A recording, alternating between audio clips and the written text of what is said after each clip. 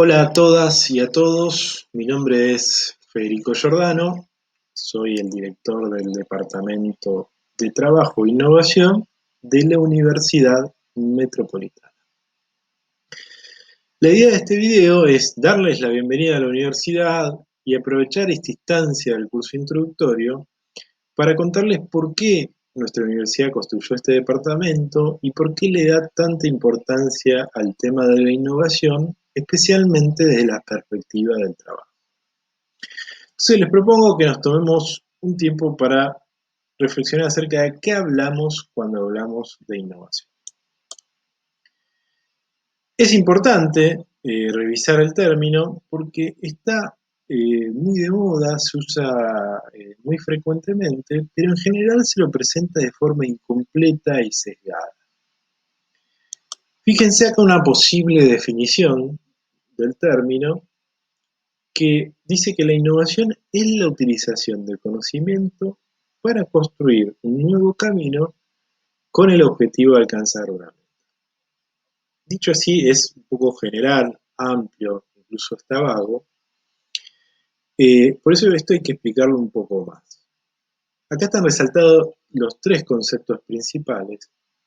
El primero es el conocimiento. La innovación siempre está vinculada al conocimiento. Esto hace que muchas veces se lo emparente con la ciencia y la tecnología, y es verdad que algunos desarrollos tecnológicos, algunos hallazgos científicos, disparan innovaciones. Pero me atrevería a decir que en la amplia mayoría de los casos, no hace falta que existan estas dos cosas para que haya innovación. Siempre hay conocimiento, pero muchas veces ese conocimiento es un conocimiento práctico, terrenal, mucho más al alcance de todos de lo que es la ciencia y la tecnología. También es verdad que siempre implica un nuevo recorrido y por ende implica algún grado de creatividad, algún grado de novedad, pero vamos a ver que no es eh, por eso a veces se lo confunde con creatividad, pero no es la creatividad puramente que puede darse, por ejemplo, en el arte. La innovación es distinta y es distinta por el tercer componente que es muy importante, que es la meta. La innovación siempre tiene como meta agregar valor. Depende de qué estemos hablando, si hablamos de un producto, un servicio, un procedimiento, un concepto, agregar valor va a ser distintas cosas, pero siempre tiene como principal objetivo el agregado de valor. Acá vamos a hacer una especial diferenciación con la creatividad. La principal diferencia está dada por qué peso le dan a la novedad y qué peso le dan al valor. En la creatividad, en ambos conceptos hay de las dos cosas, en ambos hay novedad y en ambos hay valor. Pero en la creatividad, el foco está puesto en la novedad. Entonces, lo importante es que no se haya visto nunca antes, que sea inédito y además puede tener valor como efecto secundario o como algo no tan importante. En cambio, en la innovación, el foco está puesto en el valor y además hay novedad. Esto puede parecer una diferencia semántica. A mí se me ocurre que la mejor forma de verlo es visualizar algunos productos que son novedosos, de hecho en los productos novedosos se llaman inventos, pero no necesariamente son una innovación. Acá tenemos tres ejemplos un poco graciosos o llamativos. Son inventos, son patentables, son novedosos, pero no son innovaciones desde el punto de vista de que iban dirigidos al mercado, al público en general, y estos no vieron valor en ellos y finalmente no los adoptaron, no se los apropiaron. Es por eso que no podrían llamarse innovación. La creatividad, la innovación, la curiosidad, todo eso es inherente al ser humano. Existen desde que existe el ser humano. Sin embargo, ¿por qué la innovación se ha vuelto tan omnipresente hoy?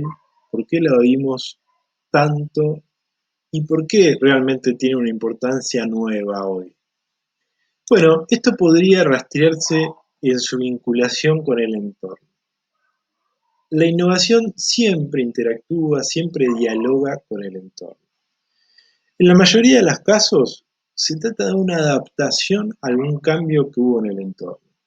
Algo cambió en el entorno y me obliga a cambiar mis metas o a cambiar el recorrido que tengo que hacer para llegar a las mismas. Esta es la situación más habitual de la innovación, mucho más habitual que las dos que veremos luego. El segundo caso es cuando no se produjo aún un cambio, pero yo detecto una tendencia o preveo un cambio relativamente fácil de prever y entonces me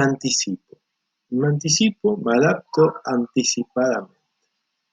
Es menos habitual que el primer caso, pero seguro es mucho más común que la tercera opción, que es cuando no hubo ningún cambio, ni es que yo estoy previendo un cambio concreto en el escenario, en el entorno, sino que yo soy el catalizador, yo soy el que produzco cambios en mi entorno.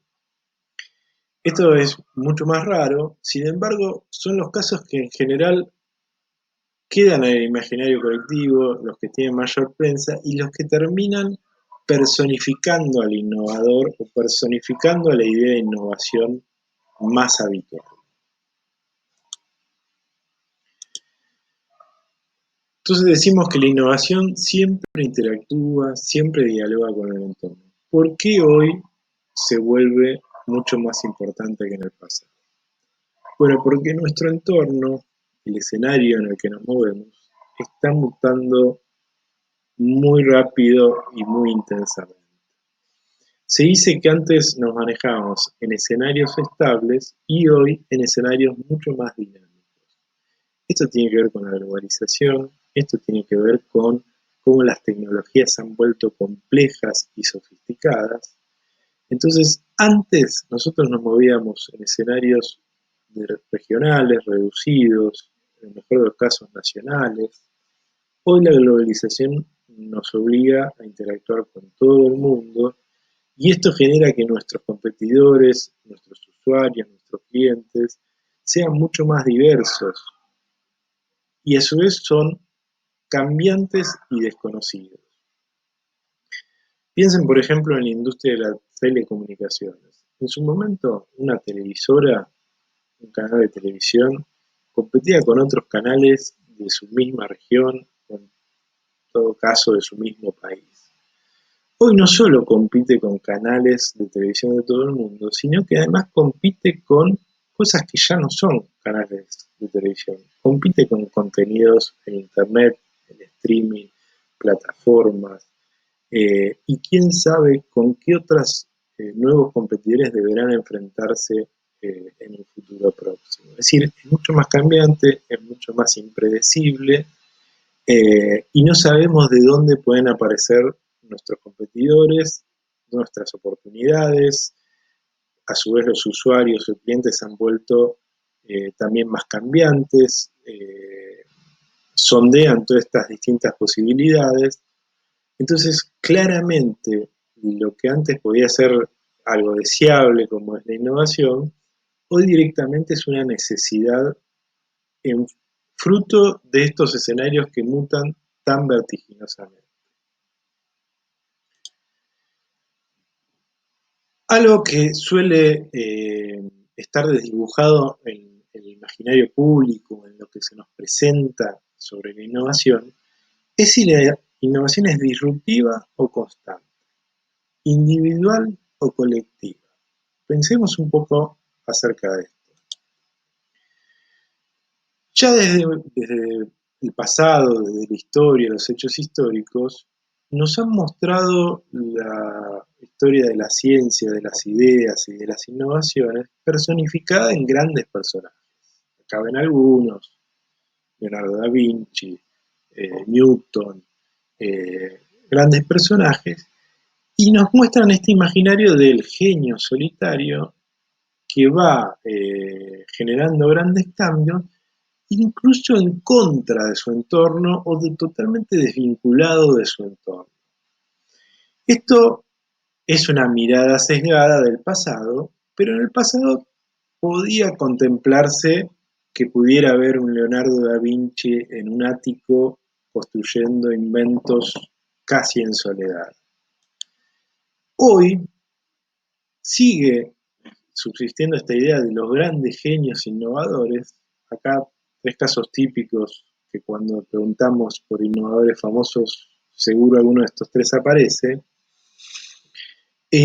Pero si antes era sesgada, hoy es totalmente falso pensar al innovador desvinculado de su entorno, como un genio individual. También es importante destacar esto de que la innovación a veces se da de forma disruptiva, es decir, un cambio radical.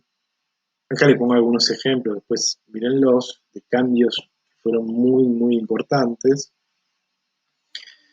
Pero en la mayoría del tiempo se está dando la innovación de forma constante e incremental. Es decir, pequeñas innovaciones que se van sumando y van aportando el mejoramiento continuo de las cosas. Acá les dejé tres imágenes de la historia de la computación.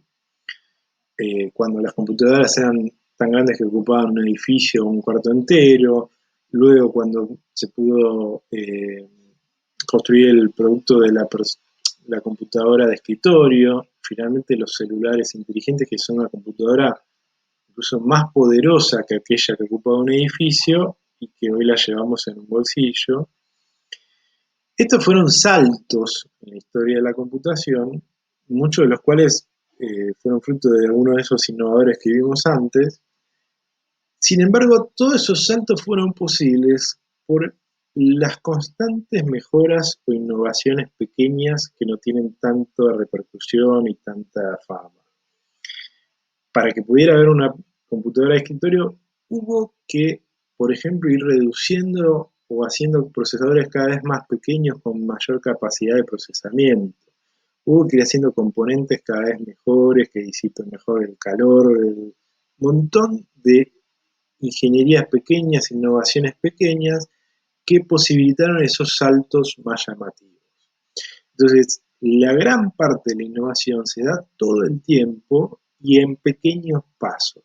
Después también existen los grandes saltos disruptivos. Entonces, hubo o sigue existiendo aún una idea de la innovación que está muy vinculada a la creatividad, a la idea del momento eureka, ¿no? Veíamos a Newton y está muy difundida esa idea de que Newton se le cae una manzana en la cabeza y ahí postula el principio de la gravedad. Sin embargo, hoy se está reformulando esa mirada y cada vez queda más claro que, por ejemplo, la innovación depende mucho del contexto. Depende de qué sistema educativo tiene mi país, a cuál puedo acceder yo, qué infraestructura hay ahí. ¿Hay sistema financiero que financie una empresa, que financie intentos fallidos hasta que salga un intento exitoso? ¿Hay normativas que permitan la propiedad intelectual o no? Todos esos condicionamientos son tanto o más gravitantes que la genialidad individual o el ímpetu emprendedor, que muchas veces se vende como lo único indispensable para ser innovador. Muchos de los ejemplos de los innovadores, hasta se ha promocionado mucho esta idea de que dejan la universidad o se salen del sistema formal de educación para poder desarrollar sus innovaciones. La realidad es que, así como hay mucha innovación que no tiene tanta presa, hay mucha innovación que sale de del propio sistema educativo, muchos innovadores que son fruto de la academia. Cada vez más se tiene en cuenta que los sistemas educativos y las casas de estudios y la formación juegan un rol preponderante en la innovación. También la continuidad, esto que les decía, el momento eureka está bueno como relato romántico de cómo las ideas se forman, pero esto está muy estudiado que no sucede así. Eh, Estas ideas en general tienen un largo tiempo de maduración, eh, en general se contraponen con otras ideas, las personas a cargo interactúan con ese proyecto, lo dejan, vuelven a otro proyecto, lo continúan después, el proyecto queda pausado hasta que cambie una condición del entorno que le permite progresar nuevamente. En general, las ideas y las innovaciones requieren de un largo tiempo de maduración. También cada vez queda más claro que hay distintos estilos de ser innovador. Así como está muy difundida esta idea que hay múltiples inteligencias, no solo la lógico-matemática, también hay muchas formas de ser innovador. Entonces, este modelo del innovador rockstar, un poco con mucha exposición mediática, millonario,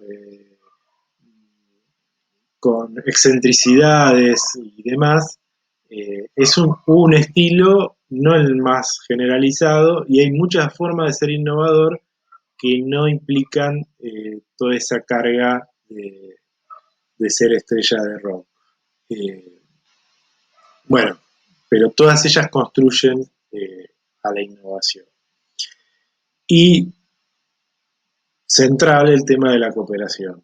Así como los premios Nobel ya no son para un científico individual, sino que en general son equipos de científicos y cada vez es más común que sean incluso equipos transnacionales, científicos de distintos países que cooperan o llegan a hallazgos en simultáneo, interactúan y demás.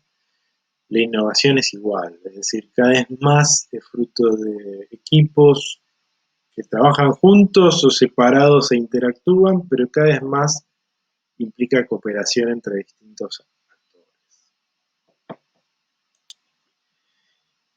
Estos fueron como una descripción para ir mostrando que esa mirada del innovador en solitario ya está muy desacreditada y ya queda muy en claro que la innovación sucede dentro de un sistema de innovación. El sistema está compuesto por diversos sectores, diversos actores y con muchas relaciones complejas entre sí. Acá les pongo un gráfico para que lo miren, no es necesario que se fijen en el detalle, pero sí que el sector público tiene una preponderancia importantísima, las instituciones que generan conocimiento y lo transfieren muy importantes, las universidades son uno de ellos, pero hay otros. Por darles un ejemplo, el INTA es un instituto que tiene muchos años en Argentina, construyendo tecnología e innovación en el sector agrario, que en la Argentina es un sector de punta y muy innovador y muy productivo y muy importante. Y también el sector privado, pero el sector privado está muy representado en nuestro imaginario del innovador. Es un sector importante porque si pensamos que muchas, no todas, pero muchas de nuestras innovaciones, su destino final es el mercado y ser producto, ser servicio para consumidores, desde ya que las empresas tienen un rol muy importante allí, pero no son el único actor. Incluso, como les decía, hay algunos que el sector privado los desagregan en empresas y sector financiero, que como les mencioné antes, tiene una importancia fundamental a la hora de posibilitar innovaciones o no. De este gráfico creo que miren que hay muchos actores con muchas relaciones entre sí complejas y sofisticadas. Gran parte de nuestro esfuerzo como departamento es que ustedes puedan comprender estas relaciones, estos roles. Es probable que a ustedes como profesionales les toque actuar en algunos de estos sectores, con algunos de estos pueden estar en una empresa, pueden estar en una organización pública, en una universidad, un instituto de tecnología, lo que sea. Sepan qué rol desempeñar ahí, sepan que en general van a ser parte de todo un sistema puesto a disposición de la innovación. Pero además, nuestra universidad y nuestro departamento va a poner especial énfasis en un componente que atraviesa todo el sistema, que en general no es representado en la imagen de la innovación y que, como les decía, como la innovación se nutre mucho del conocimiento práctico y diario, termina siendo un actor muy importante si uno sabe aprovecharlo al máximo, y es la perspectiva del trabajo. Cómo los trabajadores, los que les toca conducir equipos de trabajo y demás, pueden aprovechar ese conocimiento que se da naturalmente y que muchas veces se pierde o no se pone en valor, y se desaprovecha un potencial innovador que sería muy valioso. Gran parte de las herramientas que van a obtener en nuestro departamento están centradas en que ustedes entiendan cómo funciona este sistema, sus actores, qué rol cumple el trabajador y el trabajo, cuán importante es, y lo sepan aprovechar ya siendo trabajadores ustedes, o si les toca conducir un equipo de trabajo, mucho más aún, porque van a encontrar ahí una riqueza fundamental. Por otro lado, para nosotros la innovación y la creatividad es una forma de que el trabajador se realice y que mejore su calidad de trabajo, y a la vez genere riqueza que es realmente útil para el país, para las empresas, para ellos mismos. Eh, por eso creo que esta mirada es original. No todas las universidades, no todos los centros de estudio la construyen y la desarrollan, y creo que a ustedes les va a resultar muy útil para su futuro como profesionales. Una cosa importante también es que el mundo del trabajo se ve muy impactado por la innovación y los desarrollos tecnológicos. Fíjense que estos temas nosotros los propusimos en el curso de ingreso de principio de año, cuando todavía no había pandemia, no había cuarentena, no había nada, y ya mencionamos al teletrabajo como una tendencia muy importante de tener en cuenta. Ahora queda más claro que nunca que se instaló definitivamente. La economía de plataformas ya era un tema muy importante en la discusión sobre el trabajo. Fíjense hoy cuán importante se volvió el comercio electrónico, el delivery, todas las aplicaciones de logística y demás. Ya era importante hoy más que nunca. La transnacionalización del trabajo, la volatilidad del empleo, la tercerización, el cuentapropismo ya eran fenómenos muy visibles, pero claramente con este fenómeno de la pandemia quedó claro que el entorno puede cambiar drásticamente, y bueno, todo el sistema del trabajo se ve impactado por esto y tiene que readecuarse rápidamente a estos cambios. Hasta aquí es una presentación de, bueno, por qué la universidad tiene este departamento que es transversal a todas las disciplinas, a todas las carreras que dicta en nuestra facultad. Para nosotros es un espacio de construcción interdisciplinaria. Fíjense que esto es algo que se está dando en las empresas en todos lados, la necesidad de construir miradas interdisciplinarias, disruptivas, novedosas, innovadoras. Un poco nuestro objetivo es darle herramientas para eso, para entender el mundo del trabajo, para saber construir proyectos y gestionarlos, y finalmente para poder gestionar la innovación, que es toda una disciplina muy buscada y necesaria hoy en día por todas estas razones que hemos transitado en esta pequeña introducción. Hasta acá está este pequeño descripción de nuestro departamento, y después les dejamos un video más que ahí sí nos metemos a contarles cuál es nuestra oferta académica, qué posibilidades de recorridos tienen, y las profundizamos juntos. Les agradezco el tiempo.